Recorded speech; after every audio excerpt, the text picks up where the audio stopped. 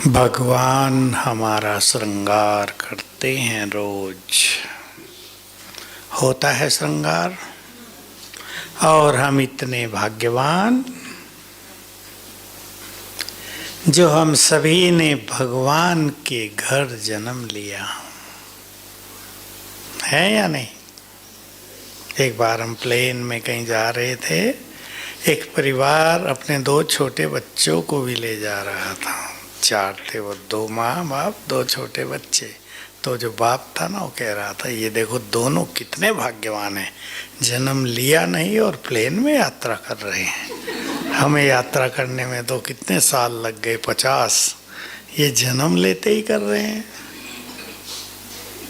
तो हमने भगवान के घर जन्म लिया ना। कोई राजा के घर जन्म ले तो कहा जाएगा ना, बड़े पुण्य कर्म करके आया है, राजकुमार राजकुमारी बनेंगे। कुछ राजा से मांगने की जरूरत नहीं, जो राज का है वो सब उनका भी होगा अधिकार। तो बाबा कल हम सब के भाग्य को देखकर बहुत खुश हो रहे थे। बाबा कहा करते थे कभी कभी कि देखो किसी बाप के 4 बच्चे हों, एक डॉक्टर हो, एक बड़ा इंजीनियर हो, एक IAS ऑफिसर हो, एक बड़ा बिजनेसमैन हो, उसको बड़ा नशा रहता है मेरे 4 बच्चे बड़े बड़े पदों पर हैं। बाप को नशा रहता है मेरे सारे बच्चे विश्व महाराजन बनने वाले हैं। अब तो बाप बन के आया ना, केवल भगवान नहीं, माता पिता। तो उसमें एक सच्चे माता पिता की फीलिंग है, वही प्यार देना। कल भी दे रहे थे ना प्यार।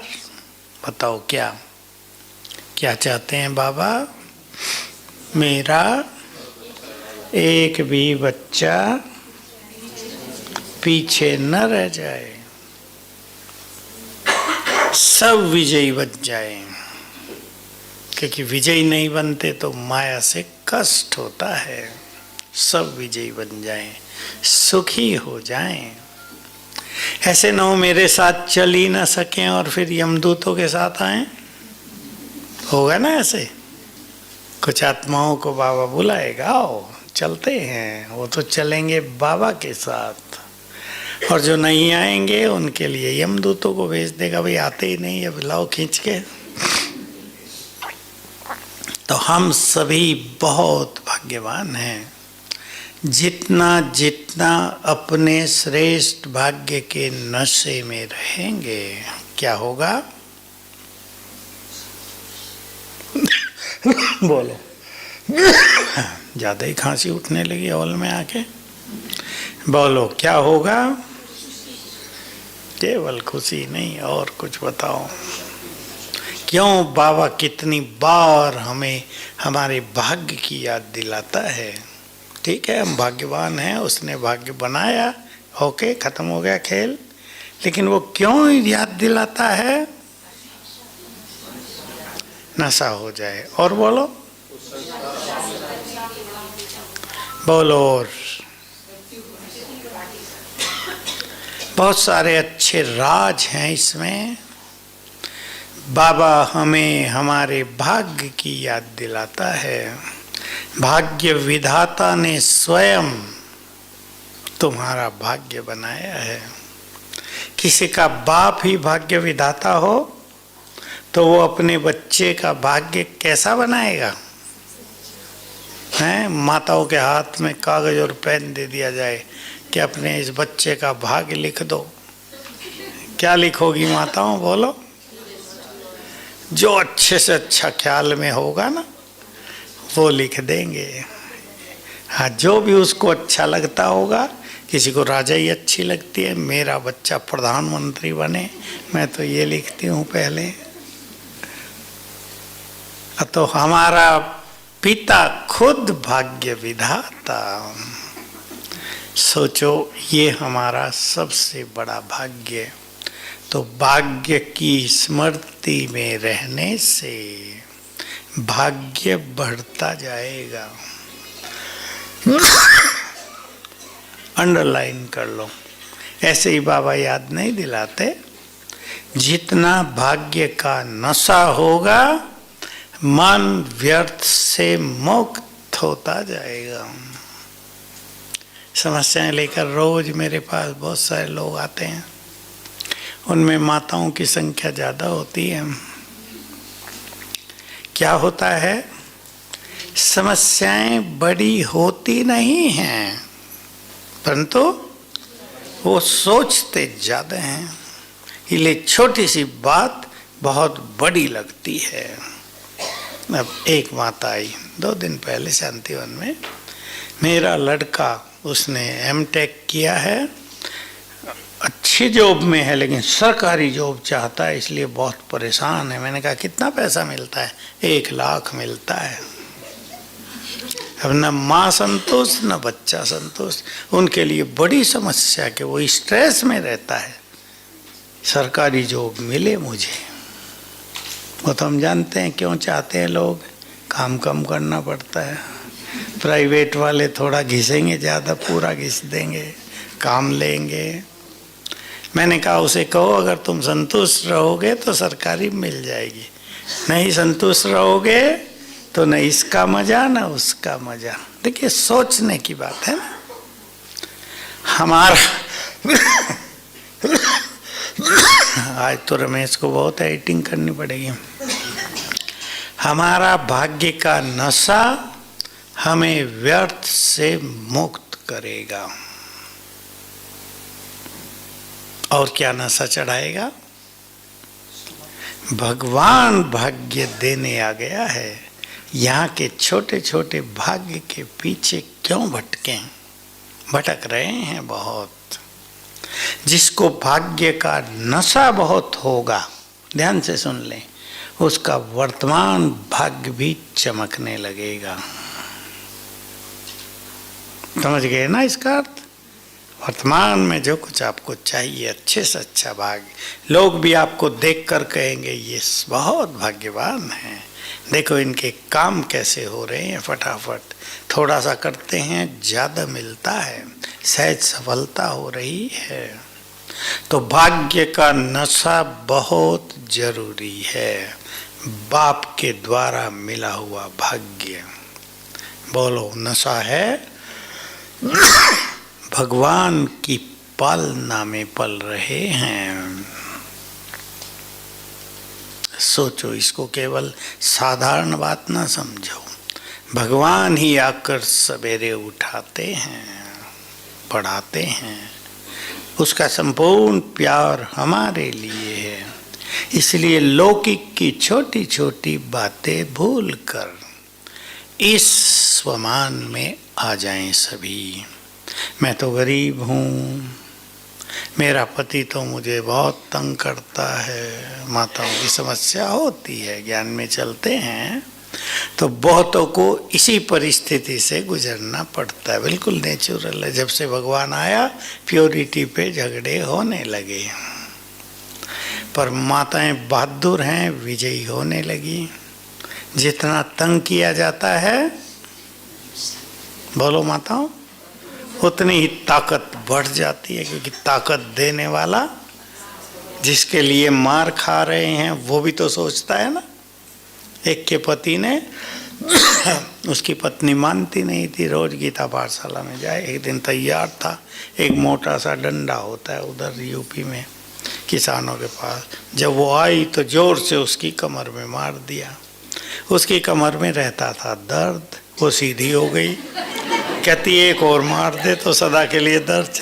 अब वो हाथ जोड़ने लगा, तुमसे तो भगवान बचाए, किसने इन्हें नशा चढ़ा दिया है, इतना क्या खिला दिया है। सच हुआ ये। उसको एक डंडा लगा और उसके मन के सेट हो गए, दर्द गायब।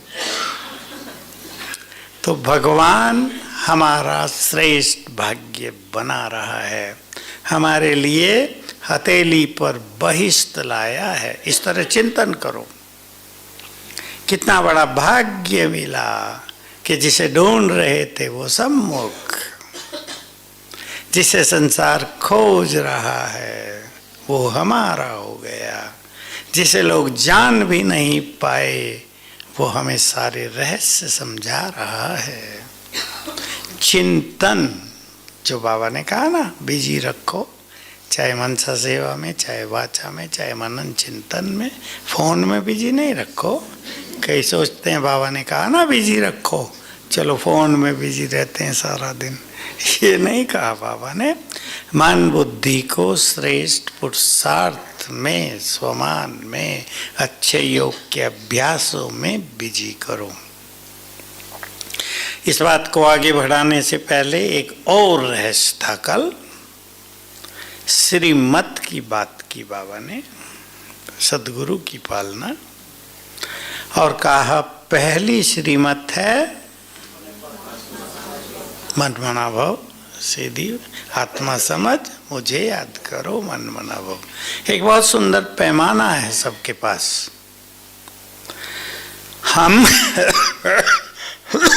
हम कितना श्रीमत पर चलते हैं कैसे नापेंगे? ये पहले भी एक बार बाबा ने कहा, तब हमारे पास ये हॉल भी नहीं था, केवल हिस्ट्री हॉल था। तो भाइयों की भट्टी थी। अब हिस्ट्री हॉल में भाई कितने आए होंगे? 60, 70, 80। सब बड़े बड़े थे, VIP। तो बाबा ने प्रश्न पूछा, श्रीमत पर सब कितना चलते हो? सब ने हाथ उठा, 100%। सब तो यही सोचते हैं भाई हम भगवान की मत पे 100% चलते हैं। फिर बाबा ने यही पूछा, पहली श्रीमत कौन सी है? यही मन मना भव।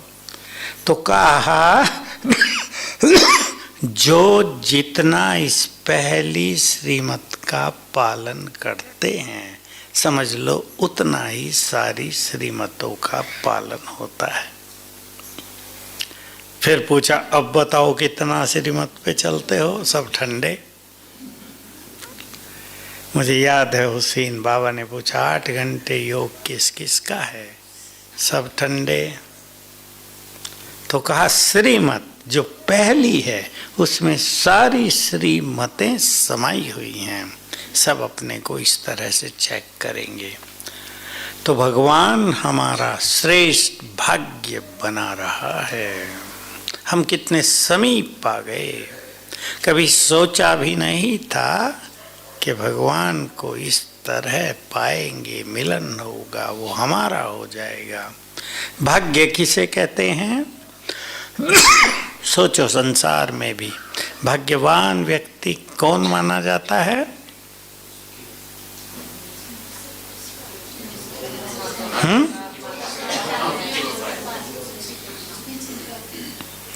एक तो जो व्यक्ति खुश बहुत रहे, दूसरा जिस व्यक्ति के काम सहज सफल होते हों, कठिनाई नहीं।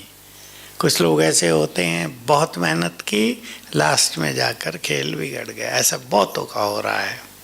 कहते हैं भाई पता नहीं हमारा भाग्य कैसा है, सारा अच्छा अच्छा था, हम बहुत खुश थे कि बस कल ये चीज हो जाएगी, कल आते ही सारा खेल बिगड़ गया।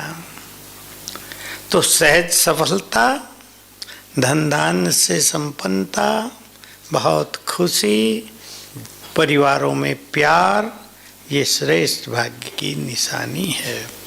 धन बहुत हो लेकिन परिवारों में विघ्न आते रहते हो। सोचो, कईयों का ऐसा भी है, धन बहुत है लेकिन विघ्न बहुत है। आपस में स्नेह नहीं है, खुशी नहीं है परिवारों में। आज एक माता का फोन आ रहा, वो बंद ही ना करे।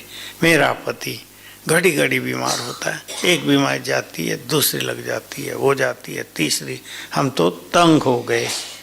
मैंने विधि बता दी, माता फिर 10 बार फ़ोन किए, आखिर मुझे फ़ोन ही बंद करना पड़ा। मैंने कहा भी समझ में नहीं आता तुम्हारी। ये सब श्रेष्ठ भाग्य है या श्रेष्ठ दुर्भाग्य है? दुर्भाग्य के साथ श्रेष्ठ शब्द तो अच्छा नहीं लगता, शोभा ही नहीं देता। तो हम सभी बहुत भाग्यवान हैं या नहीं? छोटी मोटी घरों की बातों में उलझ कर ये बात भूल नहीं जाना है। बाबा ये बात शुरू से ही सिखाते आते थे, सवेरे उठो और खुशी में डांस करो, मेरे जैसा भाग्यवान कोई नहीं। देखो चमत्कार, मन एकदम यदि आनंदित हो जाए तो उसका इफेक्ट पूरे जीवन पर, पूरे परिवार पर, हमारे पुरुषार्थ पर बहुत गहरा होगा। सभी अभ्यास करके देखें। दूसरा भाग्य बोलो, भूलो नहीं। दूसरा भाग्य, ठहरो ठहरो ठहरो, माता तो भूल गई इतना जल्दी, अभी तो एक दिन भी नहीं हुआ।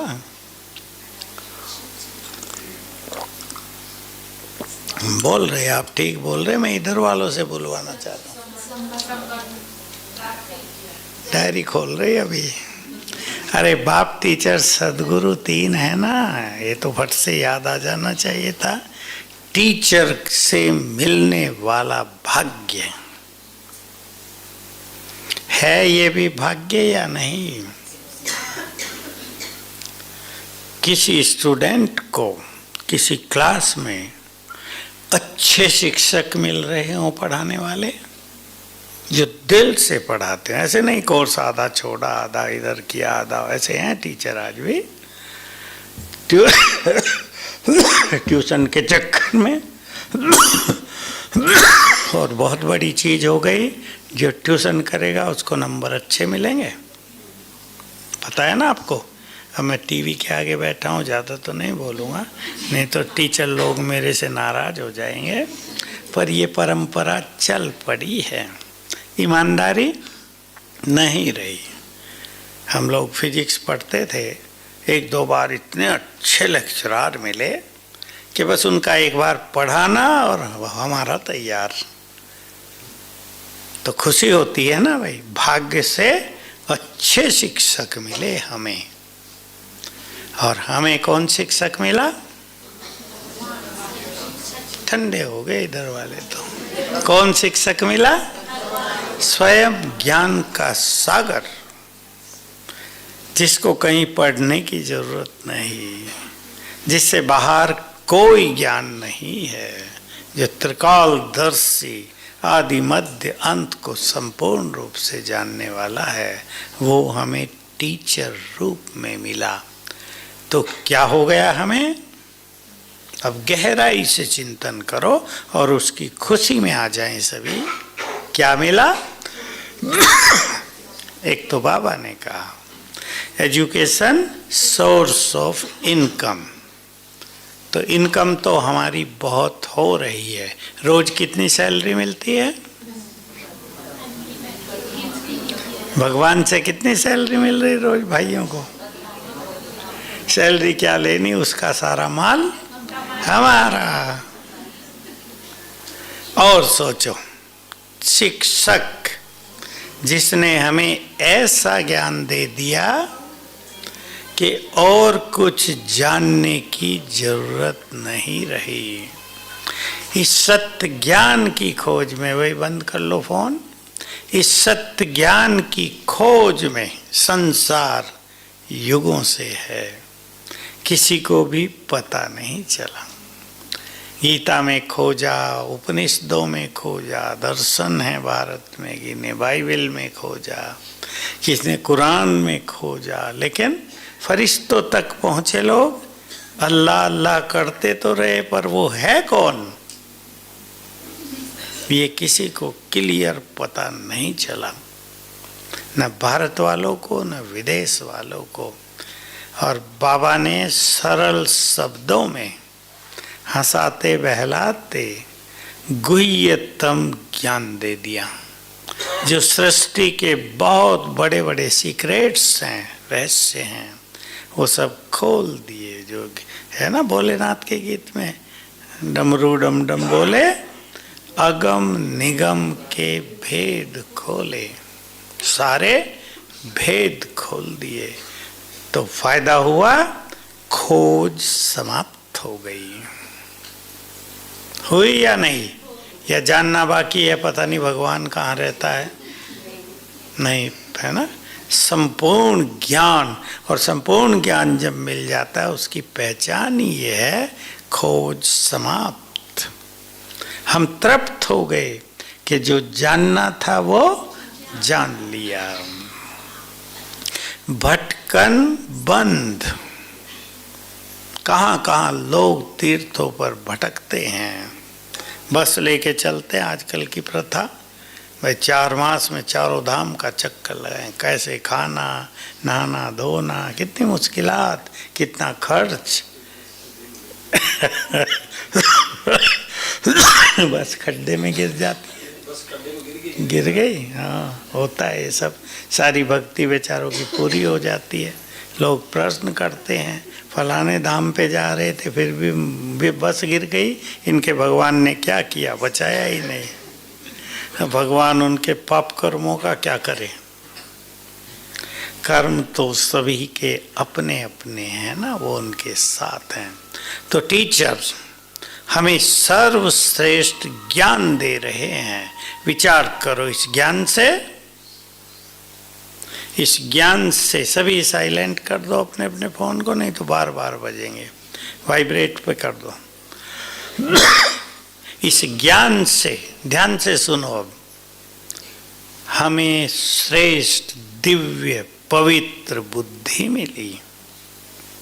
किसी को बचपन से बहुत अच्छी बुद्धि हो तो भाग्यवान होगा या नहीं। सर्वश्रेष्ठ बुद्धि बाबा ने अपने बच्चों को दी है, इसलिए उसको बुद्धिदाता, बुद्धिमानों का बुद्धिमान कहा जाता है। तो हमें बहुत खुशी होनी चाहिए कि हमें भगवान से दिव्य बुद्धि का श्रेष्ठ भाग्य मिला है। मिला है सभी को? पीछे वाले नहीं, पीछे वाले ठंडे से बैठे। मिला है? या सोचते हम तो कुछ पढ़े लिखे नहीं हैं। जो पढ़े लिखे नहीं थे उनको पूरी बुद्धि मिल गई, बल्कि जो पढ़े लिखे थे उनका पहले ही माल भरा हुआ था ना, तो जगह कम थी, खाली स्पेस कम था, उतना भरा। लेकिन कईयों ने पढ़ा लिखा निकाल दिया था तो फुल भर दिया। भगवान अमृत पिलाता है रोज सवेरे, पढ़ाने आता है।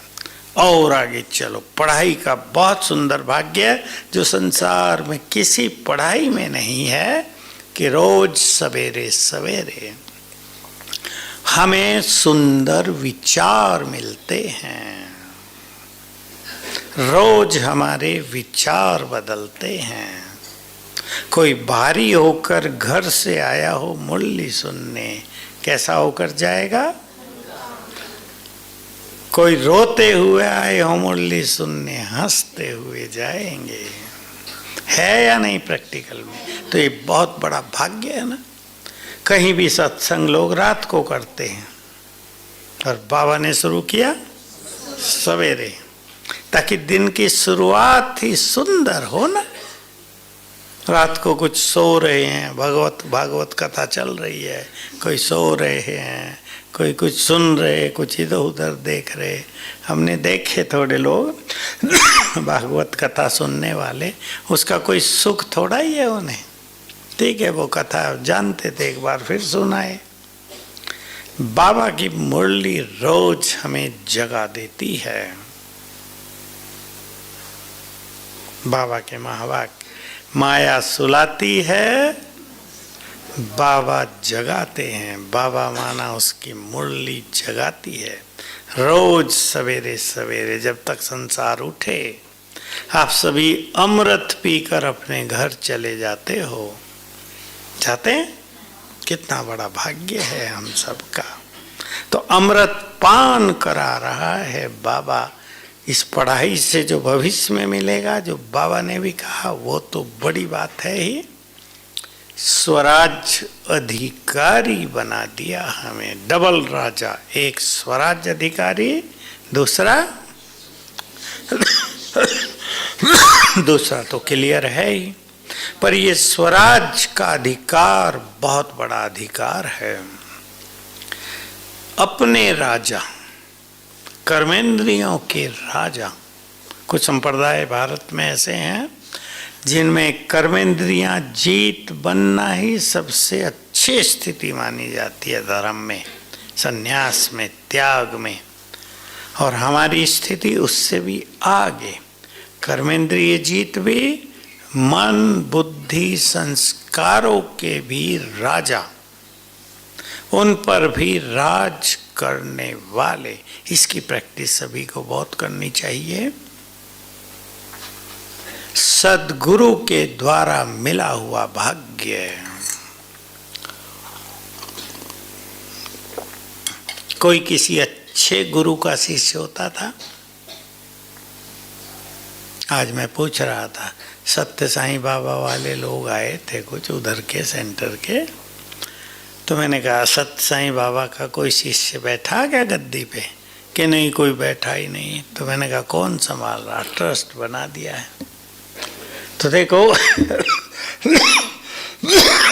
एक गुरु ने अपने जैसा किसी को नहीं बनाया, और बाबा ने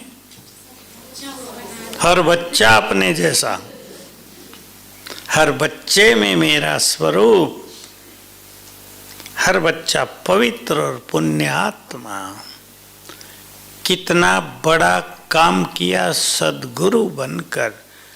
हमारे मन में कोई प्रश्न नहीं कि मुक्ति मिलेगी या नहीं, मिलेगी या नहीं। सब मुक्ति धाम में पहुंच जाएंगे, जन्म सिद्ध अधिकार है। स्वर्ग मिलेगा या नहीं, नो क्वेश्चन। तो भाग्य फिक्स कर दिया, तुम्हारा ये भाग्य, ये स्वर्ग तुम्हारे लिए है, ये मुक्ति धाम तुम्हारा घर है, चलो मेरे साथ। तो साथ लेने भी आ गया और वहाँ जाने का मार्ग भी दिखा दिया। और आगे चल के हम सबको, करोड़ों करोड़ों आत्माओं को घर की राह दिखानी है। आज के संदेश में था नीचे शांतिवन में, करोड़ों करोड़ों आत्माओं को मुक्ति की राह दिखानी है। ये बड़ा कार्य हम सबको करना है। तो परम सद्गुरु ने हमें राह दिखाई और हमें तैयार कर दिया, तुम सबके गुरु बनो, मास्टर गुरु, मास्टर सद्गुरु। तो ये भी बहुत बड़ा भाग्य है ना।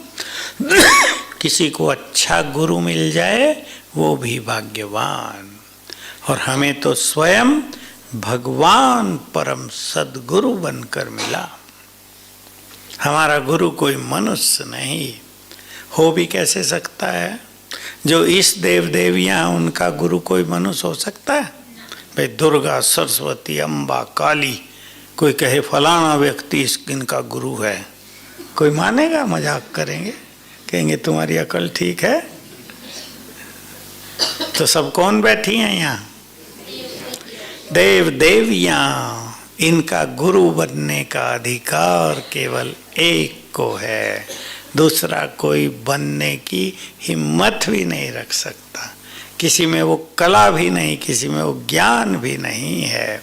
तो ये भी हमारा सर्वश्रेष्ठ भाग्य है। श्रीमत दे दी है बाबा ने। अब श्रीमत अपने अपने लिए चुन लेना। अमृत वेले की बात की बाबा ने। कोई अच्छी श्रीमत का पालन करते हुए अपने जीवन में ऐसा परिवर्तन लाएं जो दूसरों को दिखाई दे, जिसकी छाप दूसरों पर पड़े। मुझे तो बताते हैं लोग, ऐसा है नहीं, ये कहाँ कहने की बात है, हो रहा है ना, हुआ है। कई माताएं बताती हैं, हम पहले घर में तूफान रखती थी, अब शांत हो गई, घर में खुशहाली है। तूफान तो समझते हैं ना। कई भाई बताते हैं, हम तो गुस्से में ही उठते थे, गुस्से में ही सोते थे, अब शांत हो गए, घर में खुशहाली है। तो दिखाई देता है ना पड़ोसियों को भी। उठते इनके घर में तो मेला सा लग जाता था, उठो क्या कर रहे हो, क्यों सोए हो, ये काम नहीं हुआ, वो नहीं हुआ। नहीं, महाभारत कहना ठीक नहीं है। उठते ही एकदम से आवाज होने लगती थी। तो बाबा के बनते ही सबका ही जीवन बदल चुका है, सबका बदल चुका। बस अब ध्यान देंगे, कोई ऐसा परिवर्तन अपने में लाना है जिससे सेवा होती रहे। चाहे बोल में परिवर्तन हो, चाहे व्यवहार में परिवर्तन हो, चाहे त्याग की भाषा अच्छी हो जाए। माताएं मुझे बताती हैं, पहले हमारे मन में बहुत रहता था, इनसे ये मिले, उनसे वे मिले। ज्ञान में आए, हम तृप्त हो गए। शादियां हुई, जो मिला ठीक, सब अच्छा। नहीं तो क्या होता है, जानती है ना माताएं, मुझे ज्यादा नहीं पता, माताओं को ज्यादा पता। इतना दहेज आया, ये तो कम है, इतना चाहिए, तंग करती रहती हैं बहू को। आप नहीं, कई लोग। हम तो जब बचपन में थे तभी शादियां देखी थोड़ी बहुत, फिर तो यहाँ आ गए थे छोटी आयु में, तो लोग यही कहते थे, अरे लड़की ही तुम्हारा सबसे बड़ा दहेज है, धन है, हो सकता है वो बड़ी भाग्यवान आत्मा हो, उसके आते ही तुम्हारा घर खिलखिला उठे, और कोई बहुत पैसा और धन संपदा लाई हो और भाग्य अच्छा ना हो, उसके आते ही सारा खेल बिगड़ जाए। तो हम तो बचपन से सुनते आते थे कि जो लड़की आई वही लक्ष्मी है, वही तुम्हारा सबसे बड़ा धन है, संतुष्ट हो जाओ।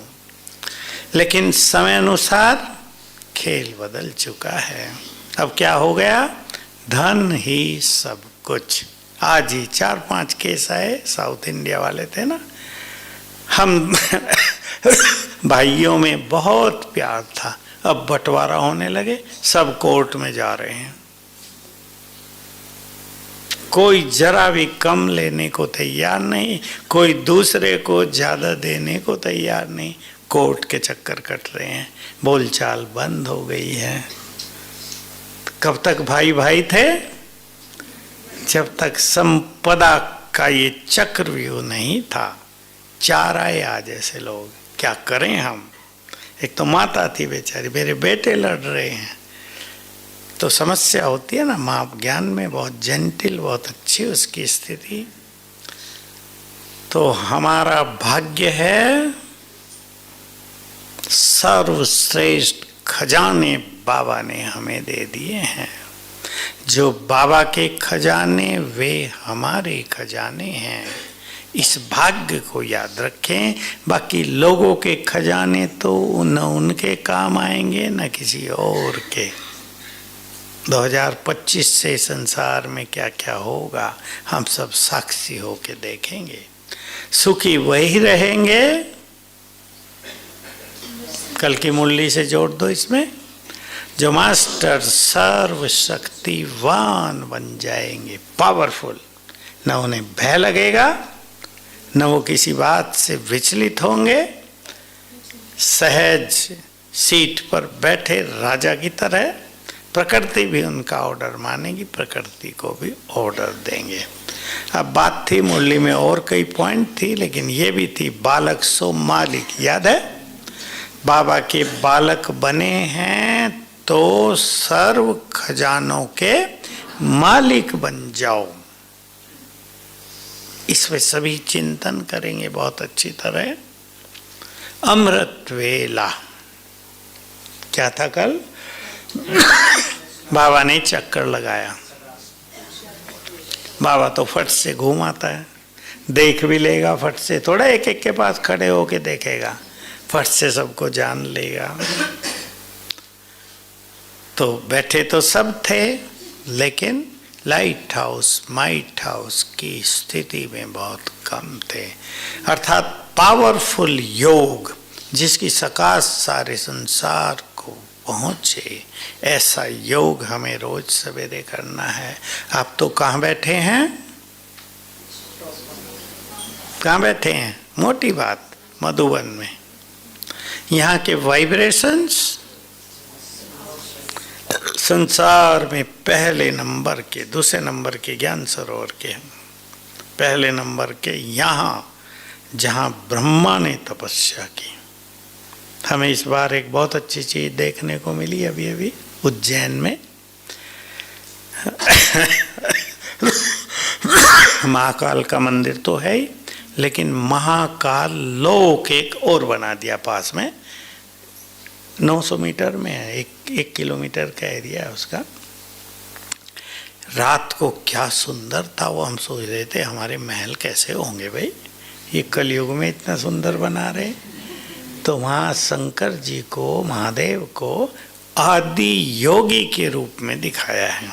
आदि योगी, सबसे पहला योगी वही है। कौन है वो? ब्रह्मा। वही तो विष्णु बनता है और शंकर उसी की तपस्या की यादगार है। बहुत आनंद आ रहा था वहाँ। हमें टाइम नहीं था क्योंकि वो जल्दी बंद कर देते हैं, 10 बजे बंद कर देते हैं। हमें देर हो गई, भट्टी चल रही थी, तो अनाउंस हो रहा था भाई जल्दी निकलो, लाइट बंद करेंगे।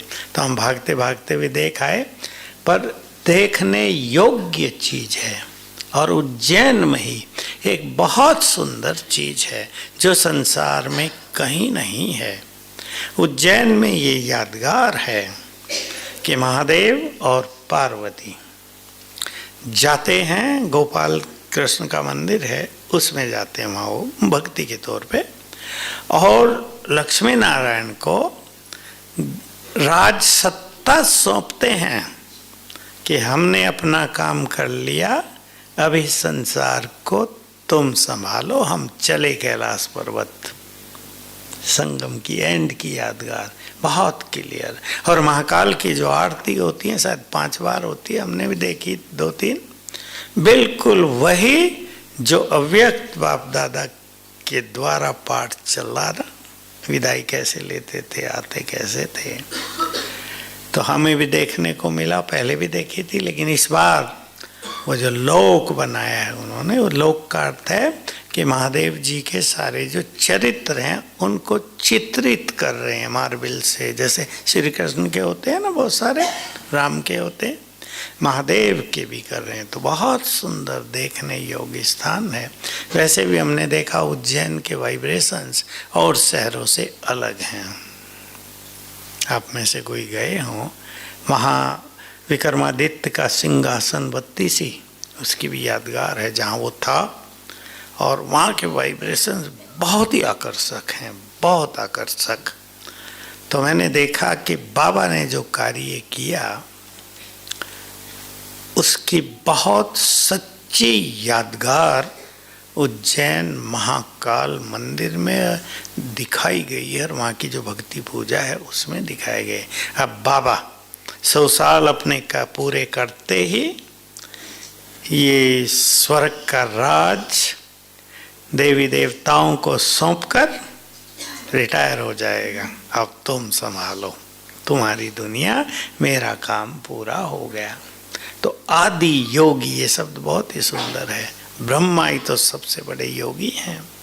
वही बाबा हमें सिखाते हैं कि सवेरे उठकर ऐसा योग करो। देखो, एक तो बाबा ने कहा बिन बिन तरह से करना, टाइम टेबल बना लो सारे दिन का, मन और बुद्धि का, लेकिन सवेरे के समय पावरफुल योग जिसकी तरंगे दुनिया में फैलें। 1-2 विधि बता देता हूँ आपको। आँख खुलते ही ऊपर की ओर देखना और संकल्प करना, मेरे जैसा भाग्यवान कोई नहीं। उठे तो ज्ञान सूर्य अपनी किरणें डाल रहा है, बस उन किरणों के नीचे आ जाना, बेड से बाहर आ जाना।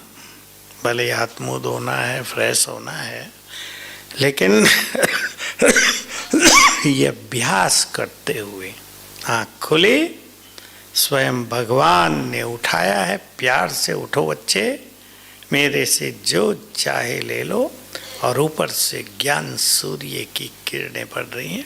बहुत सहज फीलिंग करना, किरणें आ रही हैं, ऐसे फैल रही हैं, ऊपर से ऐसे आई, ऐसे फैल गई। लाइट हाउस माइट हाउस हम बन गए। बाबा से बातें करते रहना। तीसरा भाग्य भी बहुत जबरदस्त था, उसका तो टाइम अभी नहीं है। प्राप्तियों की स्मृति, क्या क्या मिला है भगवान से संगम युग पर। मैं तो कई बहनों के अनुभव सुन के सोचता हूँ, देखो न जाने भगवान किन पे मेहरबान है। हम सोचते रहे हम ही बड़े हैं, भगवान की नजरों में कोई और ही है। ये हमेशा अनुभव मिलता है। सीधी सीधी साधारण माताएं, ऐसी अच्छी उनकी स्थिति, ऐसा अच्छा योग, प्रेरणा मिलती है उनसे हमें भी। तो कल सवेरे से ही मैं लाइट हाउस माइट हाउस फरिश्ता हूँ। 4-5 भागों में बांट लेना। मैं फरिश्ता सूक्ष्म लोक में, बाबा से दृष्टि लेना, उसका शुक्रिया अवश्य करना, उसे बातें करना, मन पर कोई बोझ हो उसे दे देना, फिर परम धाम में जाके बैठना बाबा के साथ। जैसे उसकी ज्वाला स्वरूप किरणें आ रही हैं और मेरे पाप कर्मों को, विकारों को जलाकर नष्ट कर रही हैं। इसको रूहानी ड्रिल कहते हैं। आत्मा, फरिश्ता, सूक्ष्म वतन में, परम धाम में, फिर वापिस। तीनों जगह चक्र लगाना। 2 बार कर सकते हैं, 3 बार कर सकते हैं। जिनका योग नहीं लगता उनका अच्छा लगने लगेगा। रोज बाबा से दृष्टि लेंगे, बातें करेंगे। बातें करने का सुख भी बहुत बड़ा है। ये नहीं बाबा के रूम में बैठ के ही बातें करनी है, वहाँ तो आपको ज़्यादा बैठने नहीं दिया जाएगा, या बैठे रहेंगे 1 घंटा। हमारा जब समय था हम तो वहाँ 1 घंटा बैठ जाते थे, कोई आता ही नहीं था। जो हमें कहे कि उठ जाओ, 2-4 ही लोग बैठने वाले होते थे। लेकिन अब तो कहेंगे खाली करो भाई जल्दी, तो उसमें बातें तो ज़्यादा नहीं होंगी। घूमते फिरते हिस्ट्री हॉल में बैठकर या कहीं भी अच्छी बातें करना। ये नहीं चारों धाम का फेरा लगाना ही है, भक्ति है कोई कि जाना ही है, नहीं तो प्रभु जी नाराज ना हो जाएं, ऐसी बात नहीं है। चारों धाम तो हमारी स्थिति से जुड़े हुए हैं। तो कल सवेरे ऐसा योग लगाना, बाबा खुश हो जाए, वाह जो मैंने कल ही कहा था इन्होंने करना शुरू कर दिया। ओम शांति।